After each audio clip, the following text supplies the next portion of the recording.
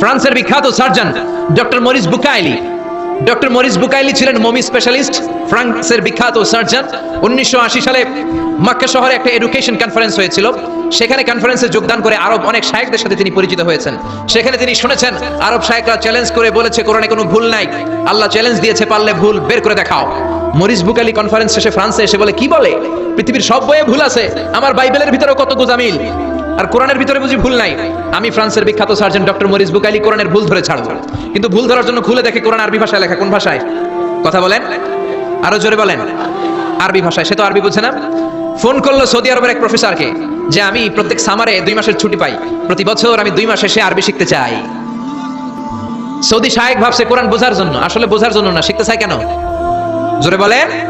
ভুল ধরার জন্য। 5 বছর সে সৌদি আরবে এসে তার ছুটির সময়টা সে সৌদি আরবে কাটিয়ে 5 বছরে আরবি ভাষা শিখেছে। হেদায়েতের জন্য নয়, ভুল ধরার জন্য। 5 বছর শেষ। এবার সে কোরআন খুলে দেখে বিসমিল্লাহির রহমানির রহিম থেকে সূরা নাস পর্যন্ত যাই পড়ে তাই বুঝে, এমন আরবি শিখছে।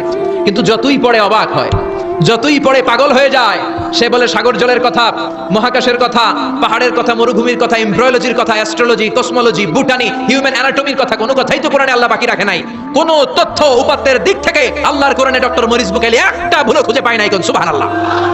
সে কনভার্টেড মুসলিম হয়েছে, কালিমা পড়ে মুসলমান হয়ে নিজের নাম রেখে দিয়েছে সুলাইমান। সুবহানাল্লাহ পড়েন। এজন্য কোরআনের সাথে যারাই লাগে সম্মান বাড়ায় দেয় কে? জোরে বলেন কে? কোরআনের সাথে চেয়ার লাগলে চেয়ারের মর্যাদা বাড়ায় কে? কোরআনের সাথে টেবিল লাগলে টেবিলের মর্যাদা বাড়ায় কে? কোরআনের সাথে কাপড় লাগলে কাপড়ের মর্যাদা বাড়ায় কে? তো কোরআনের সাথে যদি আশরাফুল মাখলুকাত লাগে তাদের মর্যাদা কি বাড়ে না? ইউনাইটেড স্টেটস অফ আমেরিকাতে একটা কনফারেন্স হয়েছিল। ওই কনফারেন্সটা হচ্ছে পৃথিবীর যত ধর্মগ্রন্থ আছে সবগুলো ধর্মগ্রন্থের 10 মিনিটের আবৃত্তি শোনানো হবে। কয় মিনিট? চিল্লায় বলেন।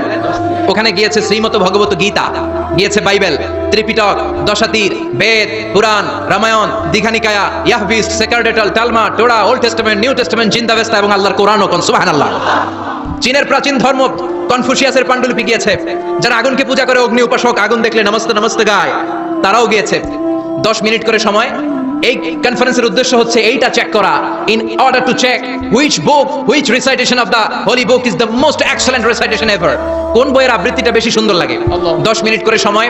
সব ধর্মের ধর্মীয় কিতাবের শায়েকরা, গুরুরা, ধর্মনানকরা, আর ফাদাররা আর কারীরা বসেছে। বিচারকের সামনে 2টা বাটন, একটা গ্রিন বাটন, একটা রেড বাটন, একটা সবুজ বাতি, একটা লাল বাতি। আবৃত্তির সময় 10 মিনিট। চিল্লায় বলেন কয় মিনিট? সবুজ বাতিতে চাপ দিলে আবৃত্তি শুরু, রেড বাটনে চাপলে আবৃত্তি শেষ। প্রথমে ডাকা হয়েছে শ্রীমত ভগবত গীতা। 10 মিনিটের জন্য যে পড়তে শুরু করেছে, ওম নমো ভগবতী বাসুদেবায়। 10 মিনিট পড়েছে। পড়ার পরে বিচারক রেড বাটনে